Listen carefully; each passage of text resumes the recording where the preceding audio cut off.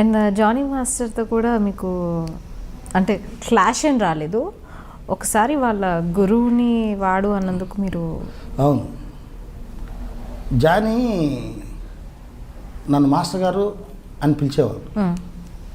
ఏం మాట్లాను నేను జానీని. నేను ఎలక్షన్లో నుంచుంటున్నా ప్రెసిడెంట్గా అంటే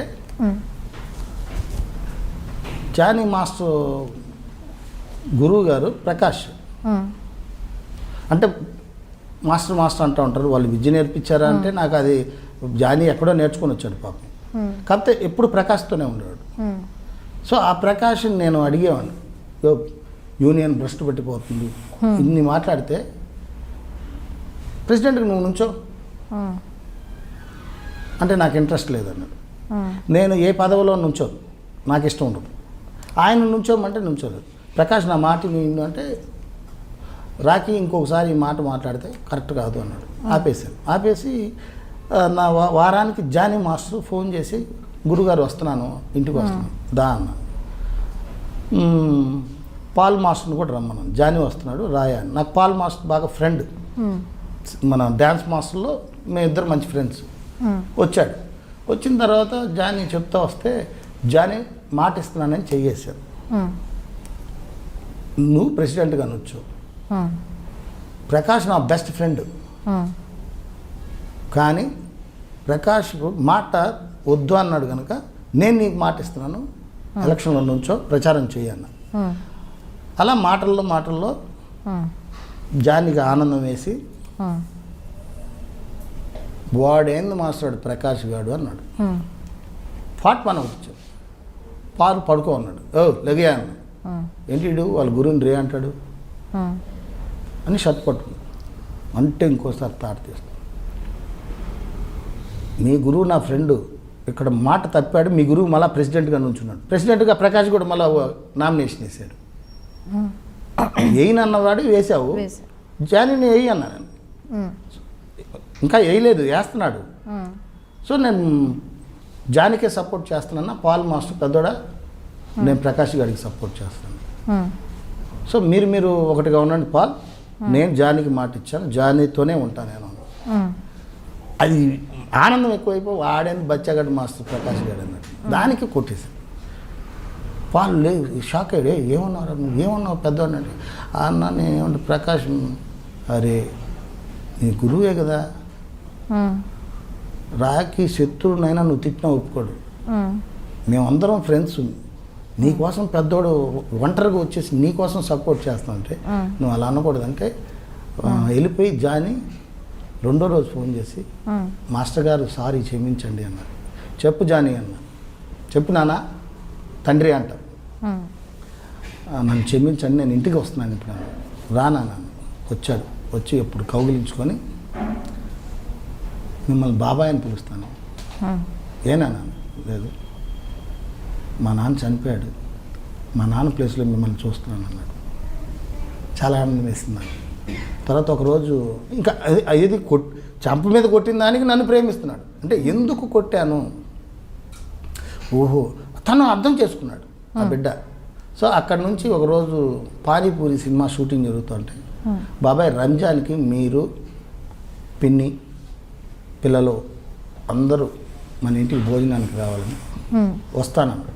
ఎక్కడ బాబాయ్ షూటింగ్ అన్నాడు.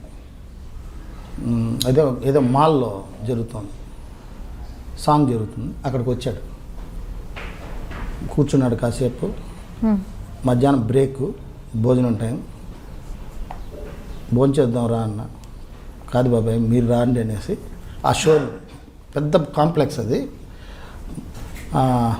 లోపలికి తీసుకెళ్ళాడు. మా సైజ్ చూపించాడు. కుర్తా పైజామా 10,000 ఎంతో డబ్బులు అక్కడ కట్టేశాడు. బాబాయ్ మీకు నచ్చిందా అన్నాడు. ఏంటి అన్నా, మాట ఈ డ్రెస్తో రంజాన్కి ఇంటికి రావాలి మీరు. చెప్పులు దొరకలేదు, అది రెడీ చేసి మన ఇంటికి పంపించాడు. నరసింహని వాళ్ళు జానీ దగ్గర ఉంటారు. సో నా లైఫ్లో మర్చిపోయాడు జానీ. ఎవరు చేస్తారమ్మా ఈ కాలంలో, నిజంగా ఆడు చాలా మంచోడాడు. కోపమే కానీ క్షణిక కోపమే. అంటే కోపం అంటే ఏం లేదు, నాలాగనే ప్రేమిస్తాడు అందరినీ, మోసం చేస్తే బాధపడతాడు.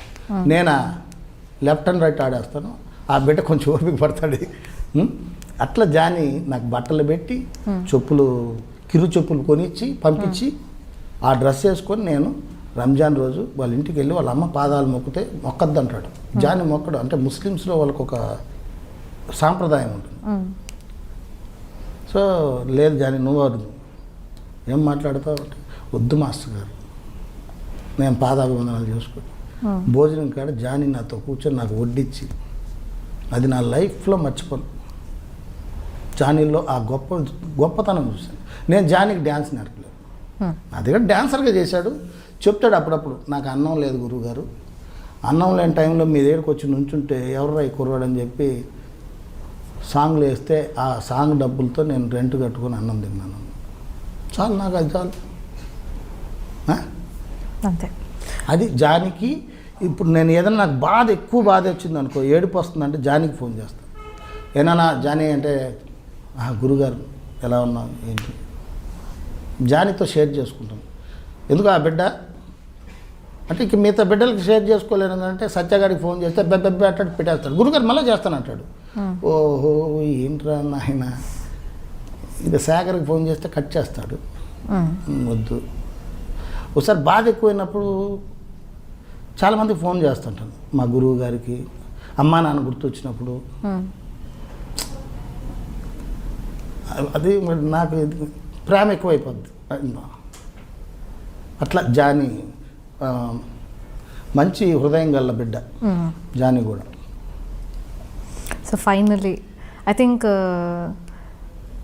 ఒక అమ్మాయితో ఇంటర్వ్యూ అని చెప్పేసి సెకండ్ అమ్మాయిని కదండి నేను. అవును, టీవీ 9లో ఒక అమ్మ, మీరు ఒక అదే ఇంటర్వ్యూ అనగానే ఫస్ట్ మీరు అమ్మాయితో ఇంటర్వ్యూ అన్నట్టు అన్నారు. ఎందుకు అర్థం కాలేదు నాకు. నేను అట్లా అంటే నేను ఏదైనా మాట్లాడితే కఠినంగా ఉంటుంది.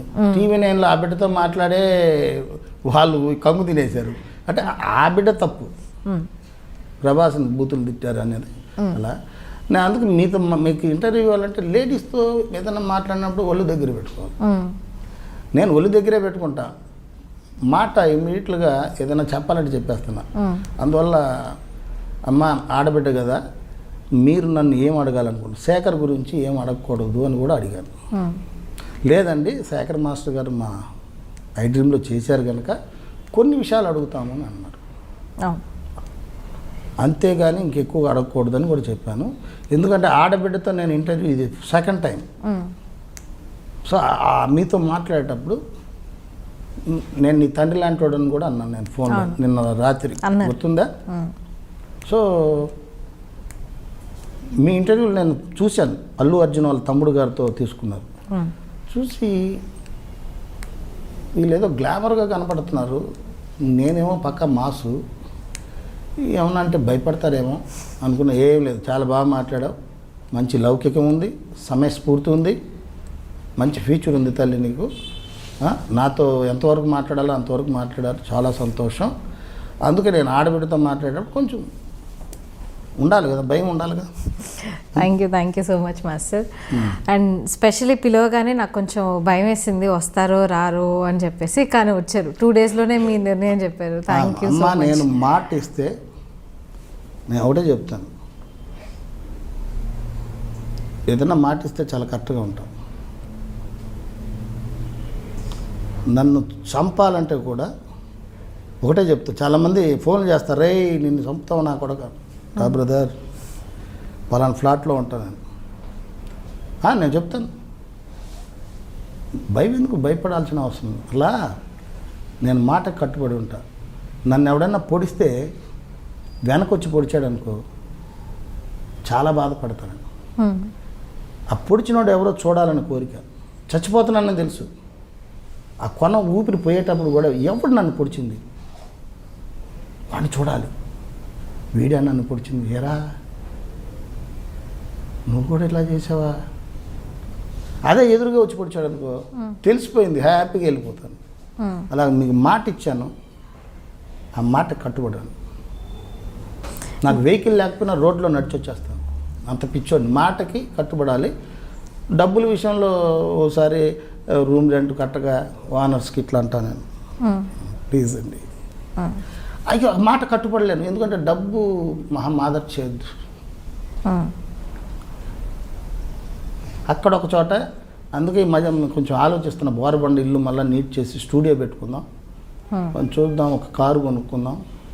సుహేల్ నాకు బాగా పాపం సపోర్ట్ చేస్తున్నాడు, నాకు వండి పెట్టి ఆ సుహేల్తో కొన్ని మాట్లాడుతూ ఏదో ఆ స్టూడియో ఎస్ఆర్కే ఎంటర్టైన్మెంట్ కళామతల్లి సంస్థని లైన్ చేసుకుని ట్రస్ట్ చేస్తూ, చరణ్ ఒకడు మా భార్య గారు పాపం ఆ డ్యూటీ చేసుకొని ఆ బిడ్డని రిష్కమ్మని చరణ్, ఆమె శాలరీ పాపం ఆమె బాధలు ఆమె, కాకపోతే నేను ఆమెకి ద్రోహం చేస్తున్నాను అంటే ఈ సంఘ సేవలు ఏమిటి అని అనిపిస్తే ఎవరికి ఆ తల్లికి కాదు, నాకు ఇదే ఇష్టం. సో ఇదొక్కటే ఆ మాట ఓనర్స్ కాడ కొంచెం ఇబ్బంది పడతాను, సిగ్గేస్తుంది నాకు. ఇంత మాట్లాడతావు నువ్వు డబ్బులు కట్టవాలంటే ఆ డబ్బులు కూడా కొంచెం కావాలి. అదే ఆ సర్వీస్ ఛార్జెస్తోనే ఆ రెంట్లు కట్టుకుంటూ కొంచెం అక్కడ స్టూడియో రెడీ చేసుకొని ఇది చేద్దాం. కానీ నేను మీకు మాట ఇచ్చాను, ఆ మాటకు కట్టుబడ్డాను, చాలా సంతోషం. మంచి మంచి ప్రోగ్రామ్స్ చేసి అభివృద్ధిలోకి రా తల్లి, ఇదే నా కోరిక. థ్యాంక్ యూ సో మచ్ అమ్మ, జై కళమ్మ తల్లి. మీకు కూడా first of all thank you, మీరు పిలవగానే వచ్చారు. అంతేకాకుండా మీ ట్రస్ట్కి, స్టార్ట్ చేయబోయే ట్రస్ట్కి, చరణ్ తేజ్కి ఆల్ ది బెస్ట్. అండ్ ఇప్పుడు నేను ఏదైతే కొన్ని క్వశ్చన్స్ అడిగానో తప్పుగా అడుగుంటే I'm really sorry for that. తప్పేం లేదమ్మా, తప్పేం లేదు, చాలా చాలా మంచిది. నాకు మీ యాంకరింగ్లో నాకు నచ్చింది ఏంటంటే మనిషిని ఎంతవరకు అడగాలో అంతవరకు అడిగారు. నాకు ఇది బిజినెస్ కానీ అనిపించలేదు, ఒక సంస్కారం, ఒక బాధ్యతగా అనిపించింది. ఒక బాధ్యత గల యాంకరు ఏం మాట్లాడాలో అలాగే మాట్లాడారు.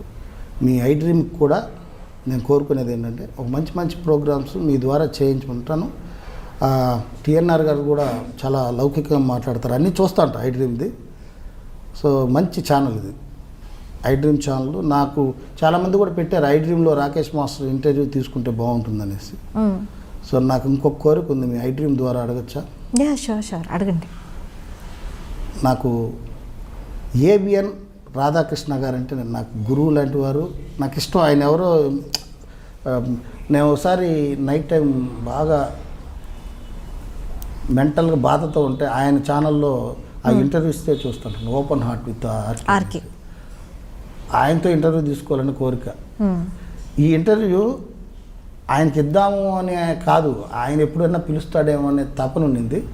సో ఐ డ్రీమ్ అన్న తర్వాత నేను మీ దగ్గరికి వచ్చాను, మీ దగ్గర ఇంటర్వ్యూ చేయాలని నాకు ఉంది. సో రాధాకృష్ణ గారుతో నేను ఒకసారి చేయాలని కోరిక ఉంది, చూద్దాం. అదే ఆఖరి కోరిక.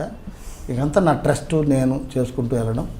ఓకే, చాలా ధన్యవాదాలు తల్లి. ఇంకేమన్నా చెప్పాలనుకుంటున్నారా? లేదు sir, just all the best SRK ఎంటర్టైన్మెంట్స్కి, అలాగే జై కళమ్మ తల్లి ట్రస్ట్కి, అండ్ చరణ్ తేజ్కి కూడా ఆల్ ది వెరీ బెస్ట్. ఎందుకంటే ఫ్యూచర్గా ఆర్టిస్ట్గా రాబోతున్నారు కాబట్టి. అలాగే. అండ్ మీకు కూడా ఓపెన్ హార్ట్ విత్ ఆర్కేతో ఇంటర్వ్యూ అన్నారు కదా, అదే నా hopefully, like fingers cross, hopefully అవుతుంది. ఆ సార్ చాలా బాగా మాట్లాడతారు. అవును, ఆయన నాకు ఇన్స్పిరేషన్. సో ధన్యవాదాలు తల్లి. Thank you so much. జై కళమ్మ తల్లి. Thank you.